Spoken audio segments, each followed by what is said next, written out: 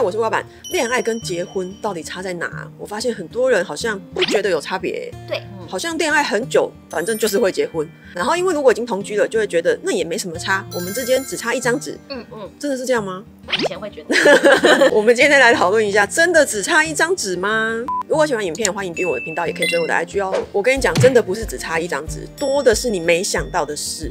女生真的不要太天真，觉得不是只差身份证上面配偶栏有名字而已，差很多哦。千万不要觉得恋爱谈到最后就是一定要结婚，却不知道之间的差别在哪里。第一点是，原本你们可能是2个人谈恋爱，可是结婚变成2家人欸。我讲的2家人，并不是指你住进去婆家之后，那个婆家就变成你家的这种意思，不是哦，是指他的父母或者他的兄弟姐妹，他的亲戚就会成为你的姻亲喽。那你跟他的父母能相处吗？你跟他的兄弟姐妹能相处吗？我看到很多案例是，就还在交往的时候就已经水火不容嘞。无论是跟他的父母，或者是跟他的姐姐妹妹，就是可能以后是你的小姑，就已经吵翻天，互相憎恨。那不能不理他吗？除非你的先生的态度也是这样的。不然不理他的姐姐，对，或者是他成为你们之间的防火墙。不然的话，很多时候就是一旦结婚了，就一直拱你说好啦，就怎样一下啦，就什么什么啦，然后你就会很痛苦的要去面对这样的关系。那万一你又是那种住进婆家的那一种，你就更不用讲了，更疯掉，24小时都一起。对啊，疯掉。那如果你们现在就已经水火不容，你还要再让你们的关系更紧密，那你要不要先解决这个，再考虑变成紧密的关系？我觉得顺序是这样，但是很多女生好像都不觉得结婚跟这些有关联，都觉得结婚是我跟老公自己的事而已，然后结果却要住进去婆家，跟这些人一大坨人相处。那是结婚前先住进去相处比较好，还是结婚后再住？你看，欢迎看，不要住他家的3部曲，这里，我们点这边看。我已经拍3集，告诉大家，还是有人要想要住进去，而且几岁人？27而已哦。年轻妹妹还在想着，那什么时候住进去比较好？你只有这个选项吗？你们不能自己住外面吗？要，这3集一定要去看，真的一定要去看。如果你打算住进去，我不可能阻止你，但你看完再自己下决定要不要住进去。你不要一无所知的带着梦幻泡泡住进去。对啊，要能够朝夕相处，不是一个很容易的事情。你跟你男朋友都磨合了多久才走到可以结婚的那一天？那你跟他周边的人有磨合这么久吗？没办法。对啊，然后你要跟他们朝夕相处。你怎么这么觉得可以相处得来啊？那还是不要。怎么都没有觉得很奇怪啊？第二点是会有共同财产跟开销等财务问题要讨论，因为你们组织成一个家庭，变成法定的配偶，一定会影响很多的事情，只是你可能都没有想到而已。好，例如你们的财产会变成共有，除非你们一开始有去分制，不然的话预设是共有的。光是钱，光是共同的开销，很多人其实就已经搞不定了，更何况是财产的共有，那又是另外的事情哦。那我们先讲钱的开销就好，婚礼的钱谁付？度蜜月的钱谁付？买房子的钱谁付？你们的房租或管理费谁要付？买车的钱谁付？买家里的生活用品，水电、冷气、瓦斯谁处理？都没有讨论过。好，然后如果你们有打算要生小孩，怀孕之后的妇产科相关费用或任何医疗的部分谁付？好，小孩出来了，坐月子的钱谁付？光这个你自己看网络上吵翻天，为了这个翻脸的人有多少？买婴儿床、婴儿车，所有婴儿相关用品谁付？小孩长大，教育费、安亲费、才艺课，就是钱的开销就好。好麻烦哦，还是不要那张纸。好多哦，就是女生通常都在想的是婚礼或夫妻的事情，可是都没有想到这些柴米油盐酱醋茶。有关钱的问题，你们有办法讨论吗？我希望你们婚前就能够讨论，而不是结完婚面对这些才要讨论，然后发现你们2个完全没办法讨论钱的事。你们对用钱的价值观落差很大，你们根本没办法一起用钱跟一起管理钱，然后小孩生下去了。那如果在这里破灭了怎么办？没关系，因为你在这里破灭，就代表了你们是没办法一起讨论钱的事情的。那你们就是不适合结婚啊。但是多少人是不行这样子我们这样子几年的那个感情就没了，这样很可惜，所以我们应该先结婚。好，结完婚之后面对我刚刚讲的这些事情，没有办法讨论，然后就成为一对怨偶，然后互相抱怨、互相伤害，还要上网写文章抱怨老公，这是你要的婚姻吗？不是。对啊，那为什么你一开始要蒙着眼睛去结婚，而不是我们婚前就把这个理清楚，确定我们适合组成家庭，我们有能力处理我们家庭的预算，我们有能力分配我们的财务？你们都没有办法聊钱，为什么要结婚啊？我不懂那结婚之后的事情，你们是打算怎样处理啦？走一步算一步。对啊，就是都这样啊。对啊，所以为什么美满的婚姻不多？因为大家都宁愿先结，后面再说。好，这个再说就使得你们的婚姻不快乐、不美满，后面就一堆事，最后没爱了，但又不敢离婚。所有大家都在空壳的婚姻里面，这不是我们对婚姻的期待吧？对。对啊，所以我觉得要有美满的婚姻，就是你婚前不怕碰触这些事情，就越有可能幸福。不要怕讨论这些会有冲突会分手，因为你婚后一样要冲突的啦。那为什么不婚前冲突还负担比较小一点，以及还比较明确觉得至少知道以后你们可能有什么问题，而不是一无所知的住进去婚姻的牢笼里面。我听过很多女生都已经要结婚了，还不知道自己的未婚夫赚多少钱然后不知道未婚夫的工作内容大概是什么太恐怖了，真的我以前发现有一个同事要结婚了，然后我就问他说，那你老公是做什么的？他不太清楚只知道是什么产业。什么公司、什么工作内容不太清楚，赚多少钱不是很清楚。他说我不太会聊钱的事情，因为觉得很尴尬。等一下，你如果呈现这种状态，你们怎么去讨论我刚刚讲的婚礼开销、家庭的支出、生小孩的相关所有费用？因为你不知道他赚多少，你也不知道他的财务能力到什么程度，那他可能也不知道你的。等于你们从来没有讨论过钱的管理跟未来你们小家庭的财务要怎么处理，那你们已经在规划婚礼了。在看日子嘞，就等同你们两个想要合伙做生意，成为一生的 partner，但你们不讨论彼此的财务，合理吗？你今天要跟一个人合伙的时候，你应该要先搞清楚彼此的财力是不是很健全，我有多少钱，你有多少钱啊？我是靠什么赚钱的？你是靠什么赚钱的？那我们这个经济能力是不是稳定的？好，那我预计对这个新的公司或新的品牌，我要丢多少钱？你要丢多少钱？那如果有获利的话，我们会怎么分？如果有亏钱的话，我们要怎么处理？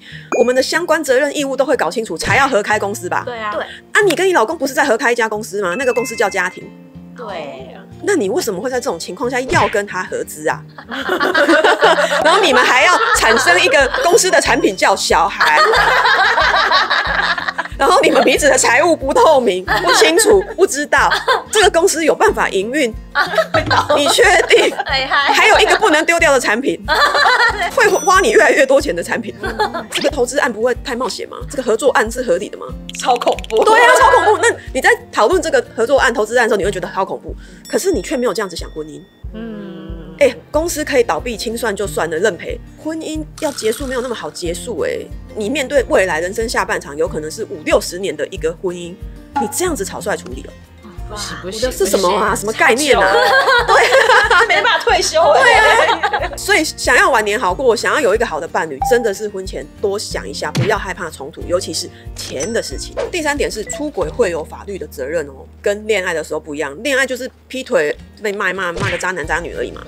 你结婚之后才出轨就有法律的责任虽然现在刑事上面是除罪化的，但是还是可以告民事啊，就告民事还是会有罚款啊。而且你光是请律师要去打官司，就要先花一笔钱啊。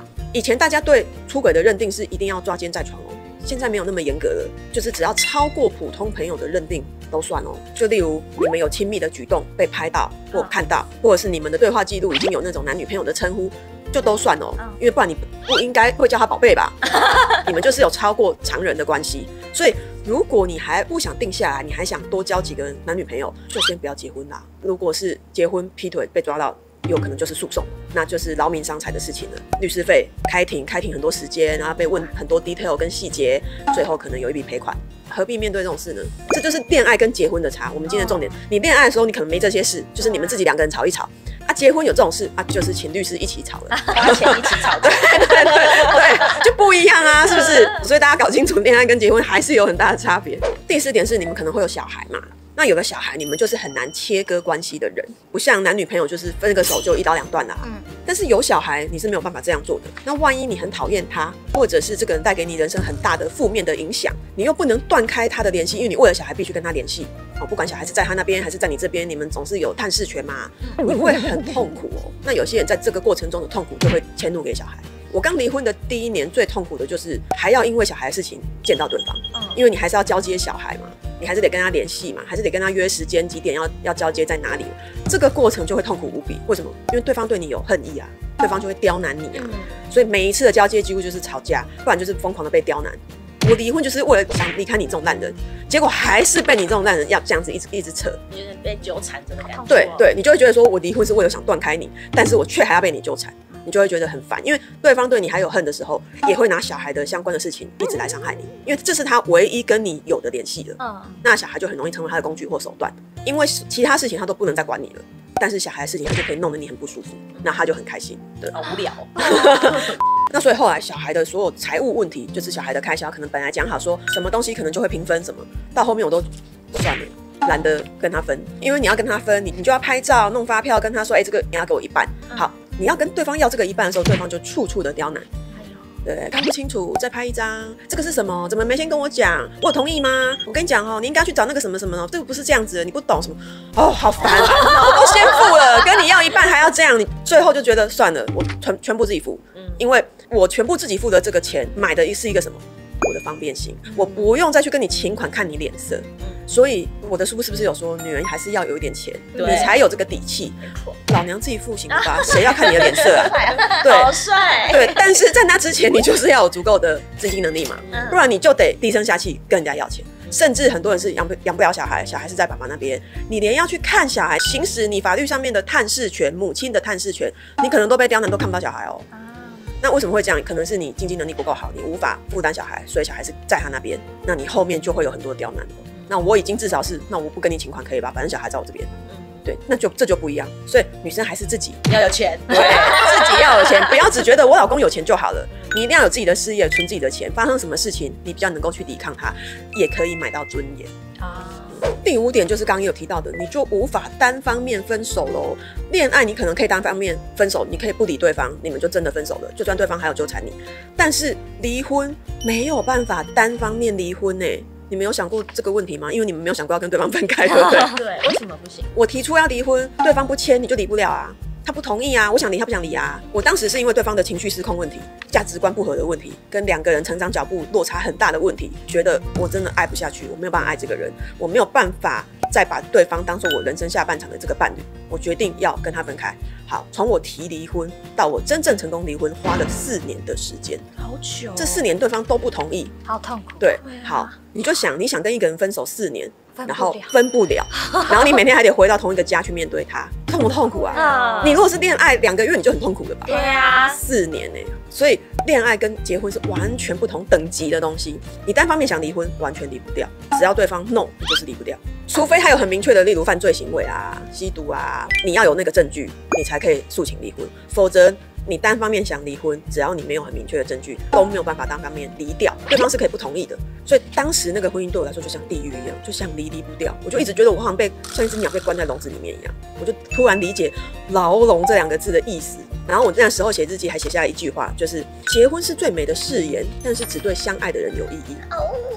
我就觉得结婚其实没有不好，是一个很美的誓言，我们承诺了彼此一辈子，但是这只对相爱的人有意义啊。那你不爱他的时候，你只觉得厌世，就会很痛苦，就会觉得我为什么要有一个让自己这样离不掉的东西？你就要花很多的心力去处理这一场分手。然后我都已经努力成这样的，最后这个分手还是分得那么难看。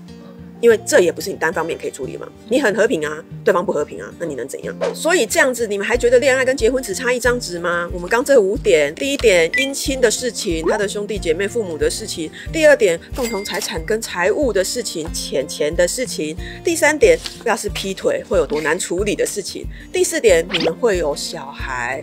会有一个产品的事情。第5点，没有办法单方面分手，想离不掉，超痛苦，好不自由。对，这还是空的好了。这5点，请你看完之后不要再觉得我们之间只差1张纸，那张纸就会使你们差很多的事情。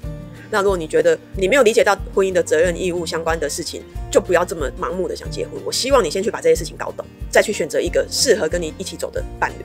如果喜欢影片，欢迎订阅我的频道，也可以追我的IG哦。